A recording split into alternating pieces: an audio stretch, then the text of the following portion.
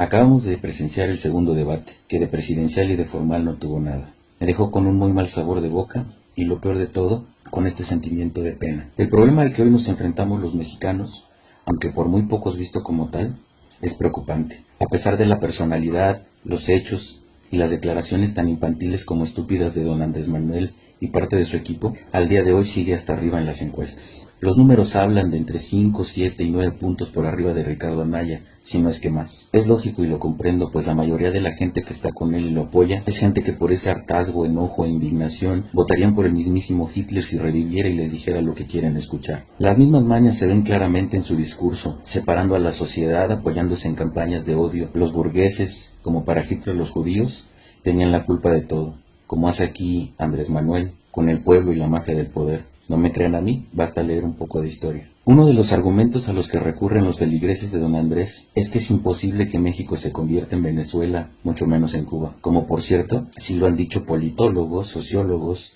escritores e intelectuales. Repito, a mí no me crean. Yo ni soy politólogo, ni soy analista, ni mucho menos. Soy un simple ciudadano con el título de ignorante profesional. Es verdad, México tiene una situación geopolítica muy distinta a Venezuela y Cuba. Sin embargo, ¿por qué sí es posible que haya una catástrofe de tal magnitud en este país? México, a pesar del saqueo de sus gobernantes, mentiría y sería absurdo ocultarlo, es líder mundial y de Latinoamérica en diversos sectores. Es un país muy fuerte a nivel global y lo podría hacer más con buenos gobiernos, que apoyaran más el campo, la ciencia y la cultura, solo por mencionar algunos rubros. Sí, nuestro país está secuestrado por la corrupción y ciertamente hay que solucionar y curar ese cáncer. Pero en definitiva, don Andrés y su mentado proyecto de nación no es la solución y al contrario, las cosas se pueden poner mucho peor. Me explico. México es el mayor exportador de cerveza en el mundo. Tomate, aguacate, tequila, azúcar de caña, frutos rojos, chiles, pimientos, además de sandía, pepino, limón, cebolla y papaya, entre otros. En total,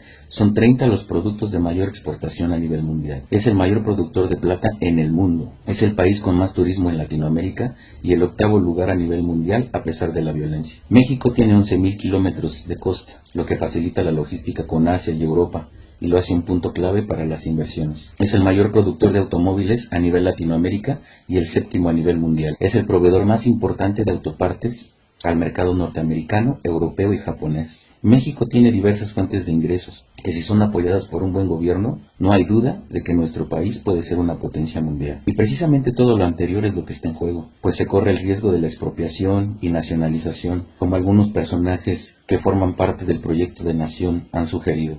Dicho lo cual, los empresarios, tanto nacionales como extranjeros, ante la incertidumbre, comienzan a dejar de invertir, a llevarse sus empresas y se detiene la producción. Por lo tanto, deja de haber empleos, por lo tanto se cae la economía. Sin mencionar que don Andrés acaba de demostrar en el reciente debate que no tiene la más mínima idea de política exterior y de macroeconomía, estas dos por lo menos fundamentales para que todo lo descrito anteriormente tenga continuidad. Ya le escuchamos decir que su solución ante los problemas migratorios es hacer entrar en razón al presidente Trump, por ejemplo, que la mejor política exterior es la interior, que todo se resuelve con honestidad, etc. Por lo tanto, eso puede traer una crisis diplomática de por sí fracturada, que entre que se soluciona y no, los que acabaremos pagando las consecuencias somos nosotros. En otras palabras, a pesar de que México no cuenta con la situación geopolítica de Venezuela o Cuba, por ideas nada factibles, así como autoritarias, el país sí puede caer en una crisis, si no igual, muy similar a la que viven los venezolanos actualmente.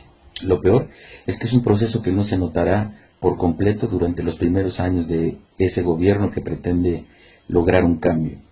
Por lo tanto, es muy probable que al querer tener un control absoluto en el Congreso, como claramente lo ha dicho don Andrés en uno de sus spots y cada que tiene oportunidad, las decisiones las haga un solo partido y haya alteraciones a la Constitución para lograr incluso una posible reelección, disfrazándolo de plebiscito o, como él dice, que el pueblo decida. ¿Le suena familiar?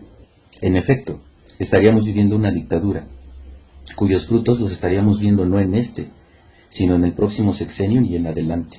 Es decir, quizá estas sean las últimas elecciones libres que podría vivir nuestro país, y quienes lo van a sufrir de verdad son tus hijos y tus nietos, y todo porque tú le creíste a un déspota, por ingenuo, por hartazgo, por enojo, o porque tenías ideas revolucionarias.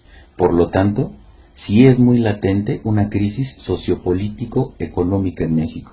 Y sí, aún siendo vecinos de Estados Unidos. De hecho, precisamente eso es lo que lo puede hacer peor que Venezuela. No le pido peras al olmo, como vulgarmente se dice, pues los feligreses de don Andrés, por no llamarles como todos lo conocemos, ya que ellos sí pueden ofender y pueden mentar madres, pero uno no, están lejos de la razón.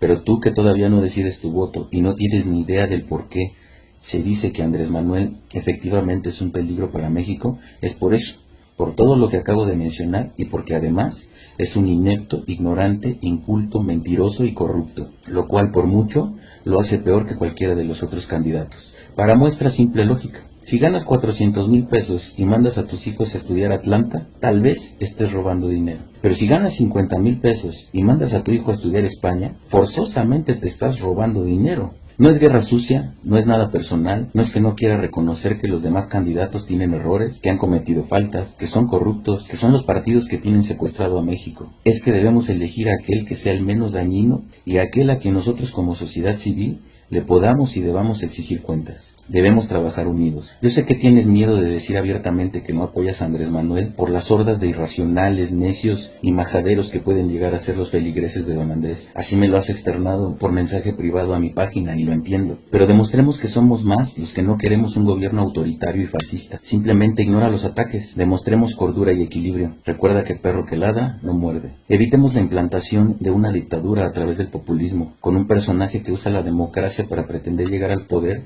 y destruir después el Estado de Derecho al amparo de la propia democracia. En mi video anterior declaré abiertamente que votaría por Ricardo Anaya, porque independientemente que en mi opinión personal me parece el más preparado, es el único que de acuerdo a las encuestas tiene más probabilidades de superar a Andrés Manuel.